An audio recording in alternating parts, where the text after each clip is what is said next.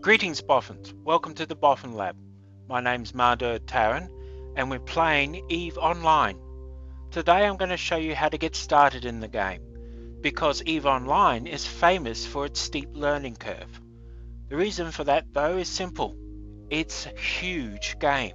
There is so much to do, and because of that there is so much to learn. This thing should keep you entertained for a very long time to come.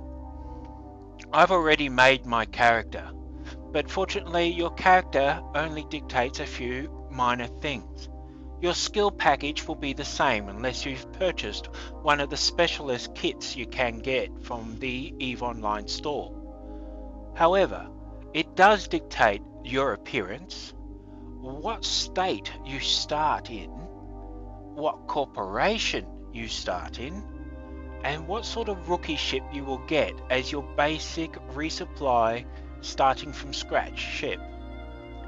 I've chosen a Galantian character, so my rookie ship is a Velator frigate, and we'll have a quick look at it. Not particularly attractive, I have to admit, but these frigates are really only a third of the capacity of a real frigate. They're to get you started, but don't rely on them to be particularly good. One of the things you'll notice when you start the game is you are greeted by Aura, the computerized assistant program. Aura is going to show you a few useful things to start with. However, there's a problem. Aura eventually starts going down a track that you don't need to be on. Aura is showing you opportunities, but these are not tutorials. At least at some point in time, they will stop being the tutorials and start being just suggestions. I'll show you where that spot happens so that you can get on to the section where it actually shows you what you need to do. I'm going to show you a bit about the interface now. So, we'll start. You start in space, and essentially, this view is intended to be from a set of remote camera drones orbiting your ship. You can move your view around by dragging the mouse button and looking in any direction. Or you can select an object either from an icon in space or from this over here and hit the look at button. And it'll look at something. Hit it again. And we'll look at a different target. And now I'm going to look back at my ship. You'll notice that I'm completing opportunities. They're popping up here.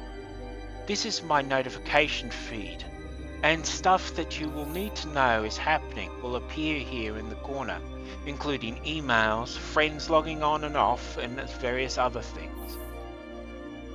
Probably the most important item here for the space view is in the top right corner.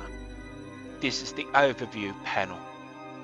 It'll show you what ships and other objects are in local space, close enough for them to have an effect on you. And it will also show you celestial objects in the solar system. In this case, one station, 2 stargates, and a special object called a beacon.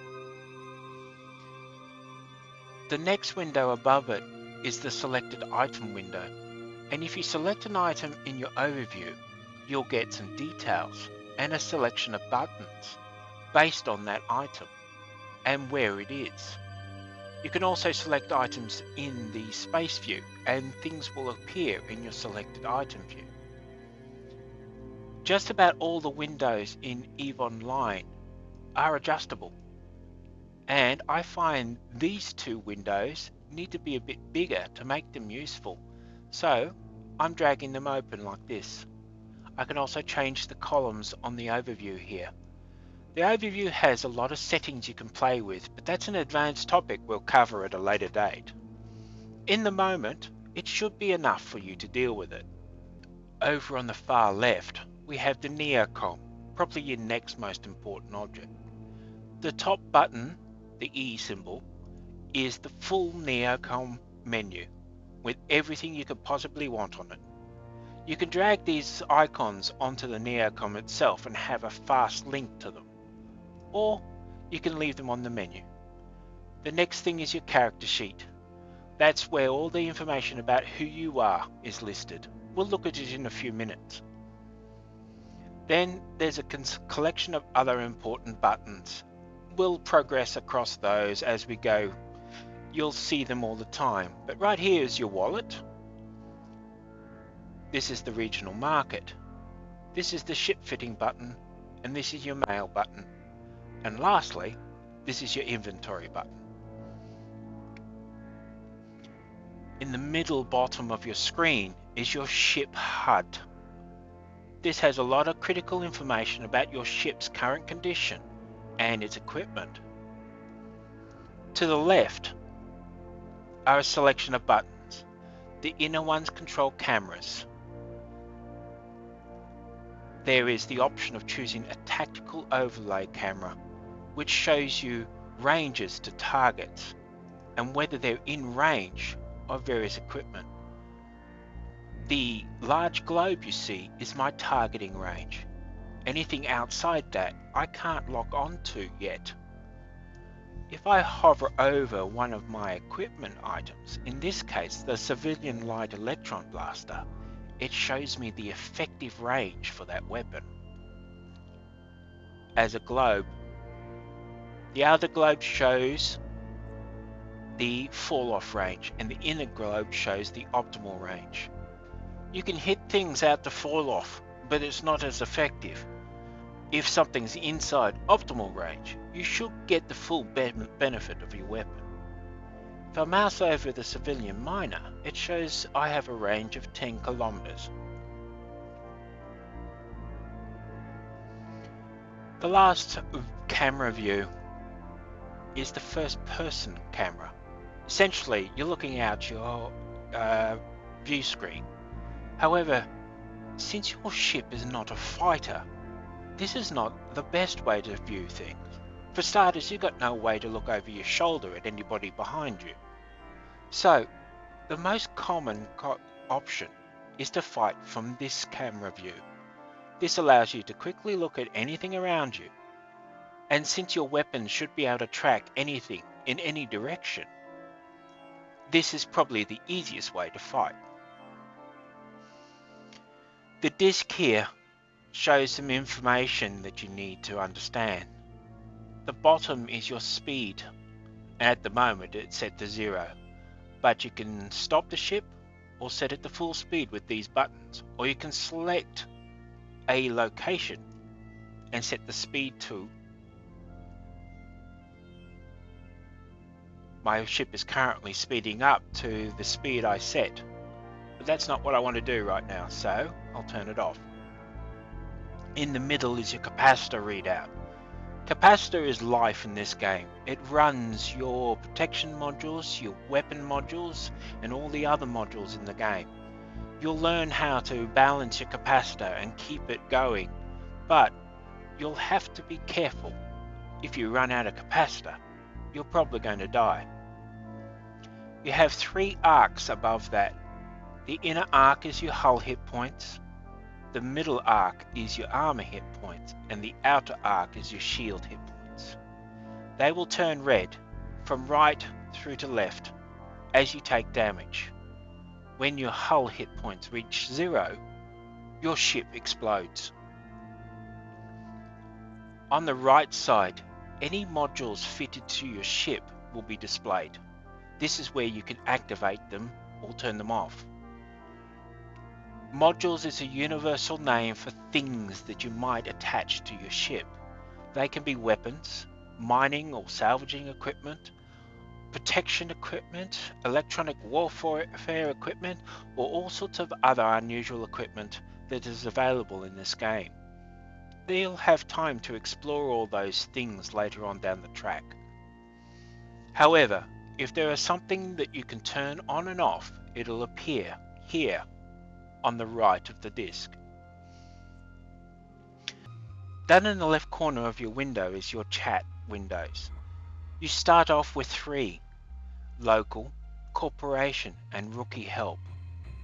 It's easier to resize this window so you get a better look at what's going on.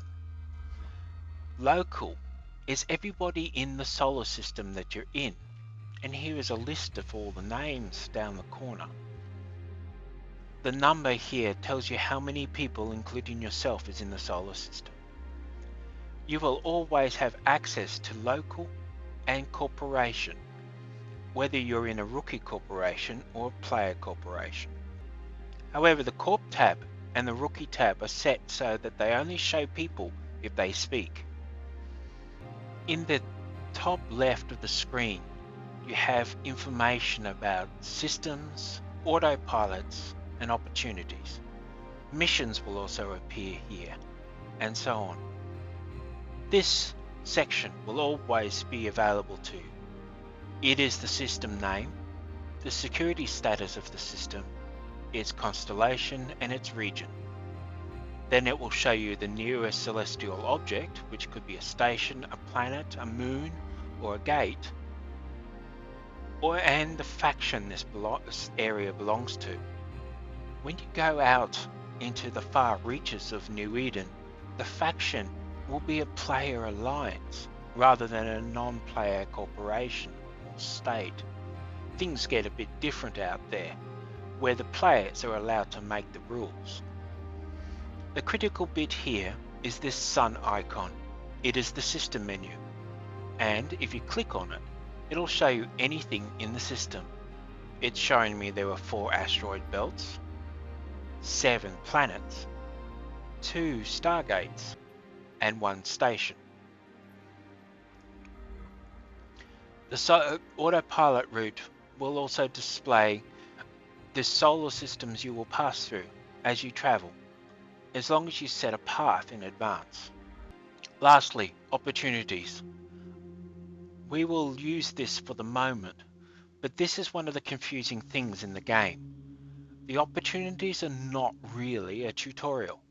They start off looking like a tutorial, but then they diverge and they become just an introduction to different things.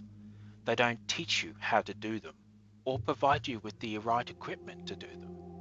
I'll show you where you stop paying attention to the opportunities. So we'll start and talk with Aura. She's going to show us how to do this. The first thing she wants us to do is learn how to fly the ship. In Eve, there are 2 main ways of doing it. If you look in a particular direction and then double click in space, your ship will automatically turn to face that direction and start moving in that direction at its best speed. Change your viewpoint, double click, and you will change your direction again. The other way of navigating in Eve is to select an object, either from the overview or the space view, and use the buttons in the selected item or the radial menu. The options are approach, which means get as close as possible to the target; orbit, which means get to a set distance, in this case 1,000 meters, and then spin around the target; and keep at range. In this case it means get to 1,000 meters and then try and maintain that distance from the target no matter what it does. I'm going to ask it to orbit the narco pusher and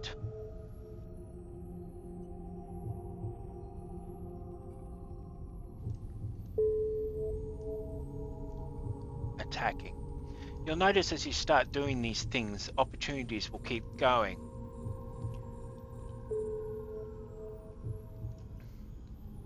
The opportunities are just going past. I've targeted this first guy and I'm approaching him.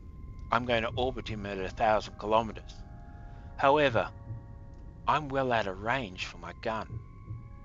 If I mouse over it, it tells me that its optimal range is 1.1 kilometers, but it'll hit out to 3.7. But I'm 11 kilometers away from the target. If I started firing now, I wouldn't hit a thing. However, this weapon doesn't have ammo, so I'm just going to go in shooting until I get close enough to do some damage. Notice the enemy has a red box around it now. That means it's now attacking me, and the red halo around it means it's doing damage to me. And you can see I have a red marking on my shields. I'm losing hit points on my shields. But so is he. He's nearly dead. I'm about to blast him out of the sky. Okay. I've destroyed this ship, but there is something left in space. It's a wreck. And I've gone close enough to it to see what's in it. If a wreck has this little box on it, it means it has something in it, and it's worth having a look.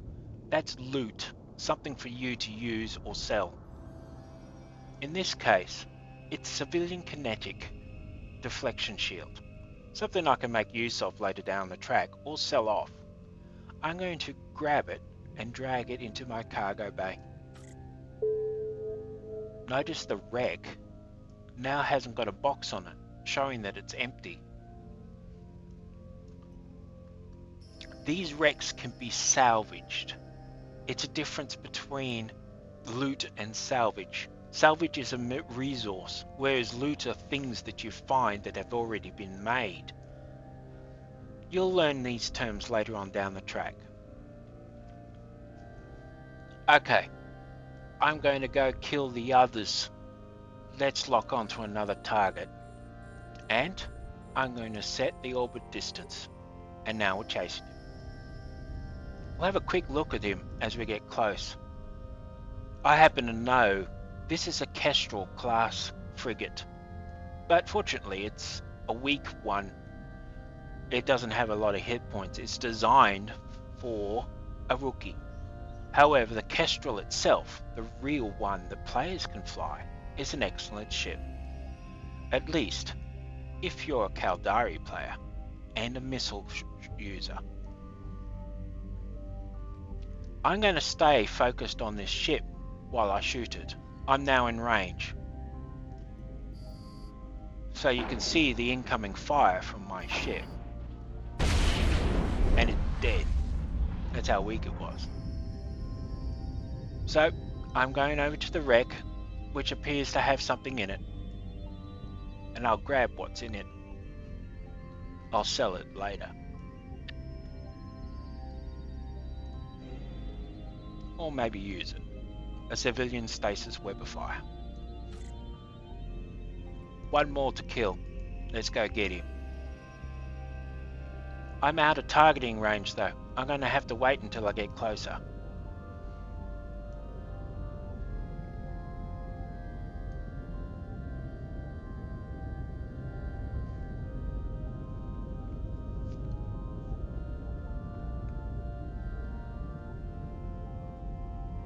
Okay, I'm at targeting range and I'm locking onto the target.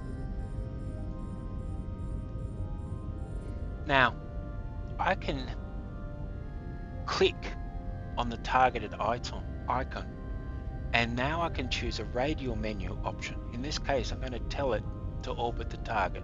That's another way you can give commands in this game.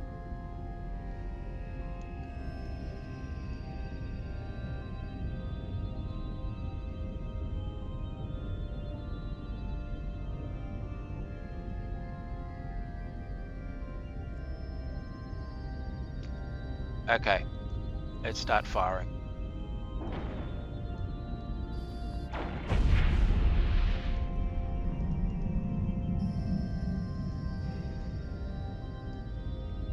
There's the last of the loot, and I got a civilian damage control module. That's actually a lot of use to me. Damage controls are a universal protection module and go in the low slots of your ship. That's probably one of the best pieces of loot I can get at an early stage, since I'm going to use it straight away. Alright. This is where I suggest you start ignoring Aura and tell her to go away. You're going to complete opportunities whether you're paying attention to them or not. However, the real tutorials will actually give you the equipment to do what you need to do and explain how to do them. And this is how you find them. Down here you have the help menu, or you can hit F12 to bring it up. The tutorials are the career advancement. You need to find the agents which are going to teach you about it. Clicking this button will bring up a window and it'll show you the nearest batch of agents.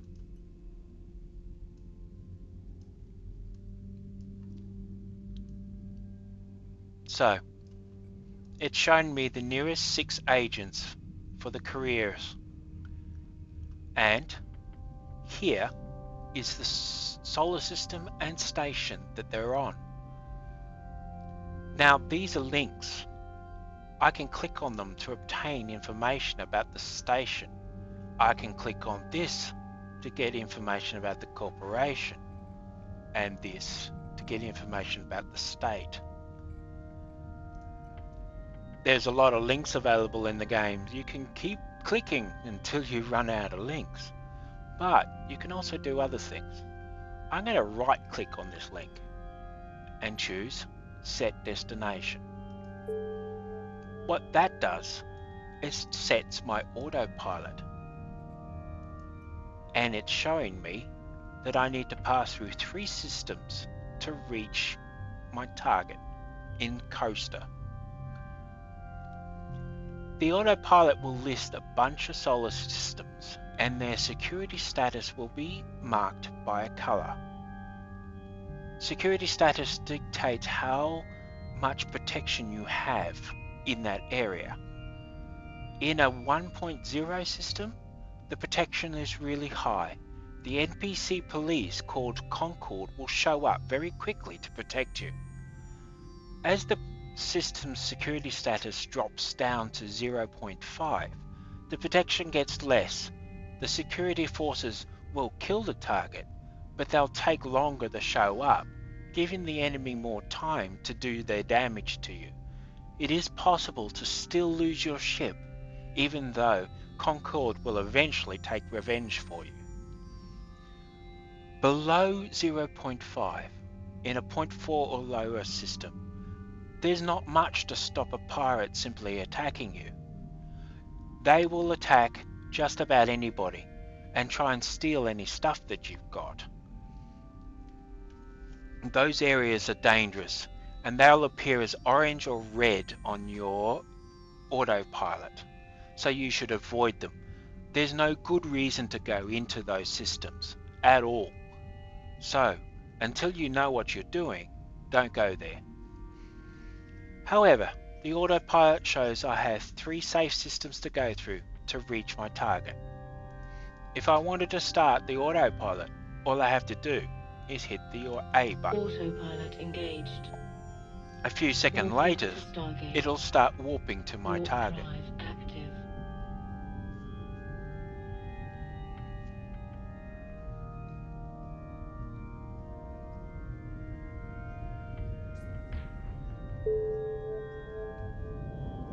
As you can see, my notification feed is telling me I'm still completing opportunities without even paying attention to them. So, the autopilot has one disadvantage. Every time it warps, it arrives at its target 15 kilometers away. As you can see, the Stargate is 15 kilometers from where I've landed. I now accelerate to my best speed and approach. But this is slow. There's a better way of doing it.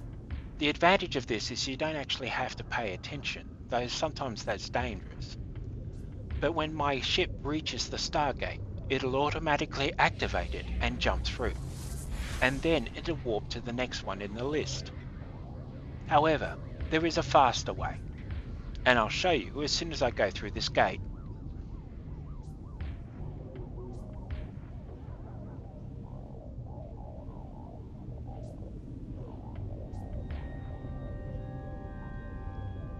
At about Boffin stopped. 2,500 meters, you're close enough to activate the gate.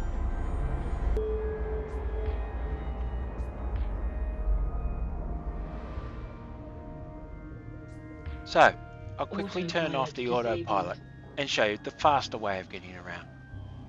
The next destination in the autopilot's list is marked in yellow, a Stargate. If I select it, I can choose to either warp to it or warp to it and jump automatically. And that's what I'll do. Warp The drive advantage of active. this is it arrives right next to the gate, ready to jump immediately, and you save the time of coasting in from 15 kilometers away. In unsafe space, this is a critical feature. You don't want to autopilot through dangerous space because somebody will catch you. You want to warp straight to the target and jump through, or dock, whatever it happens to be. Arriving outside safe range can get you killed.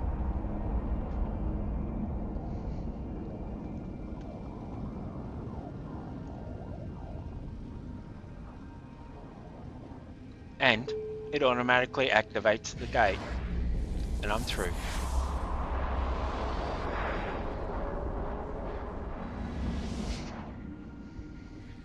One more jump and I'm at my destination. Here we go. Warp drive active.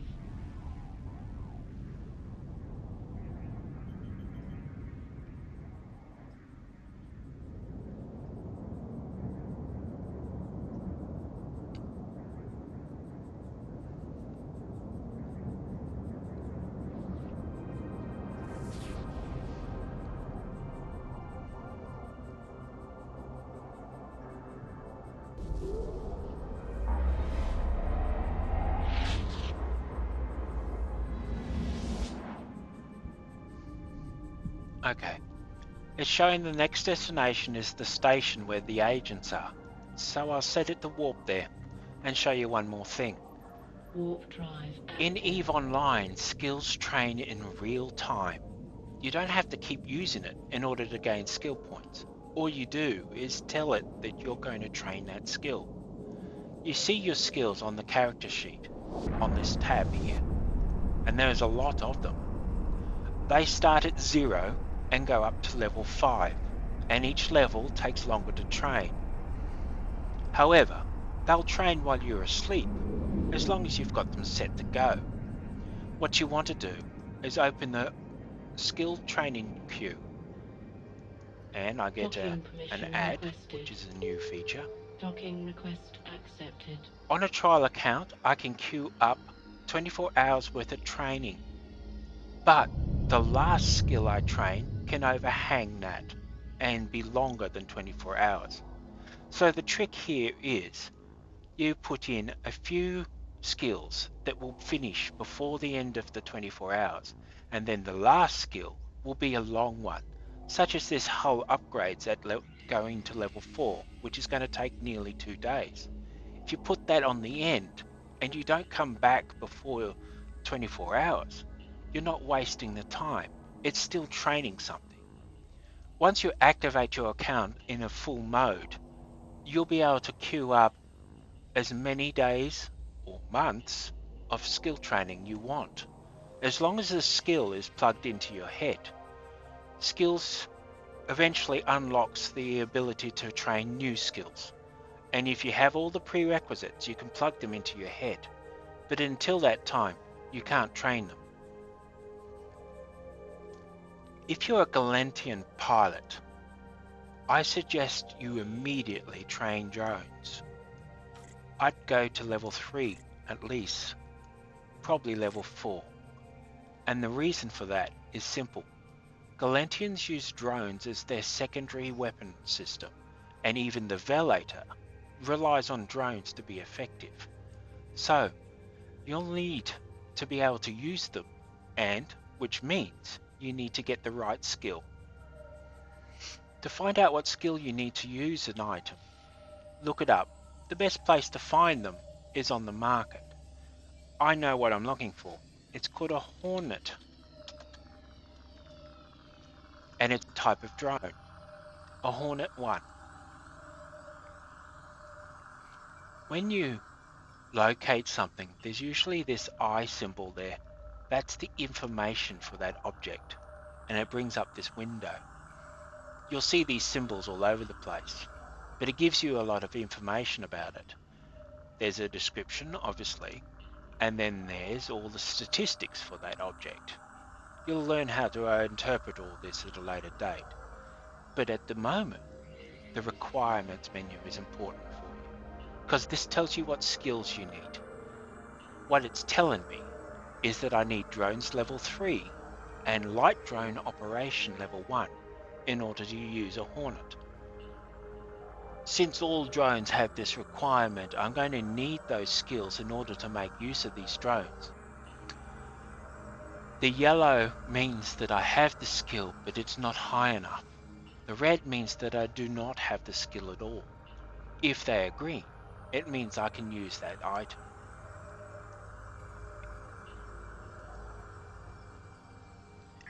You've created a skill queue.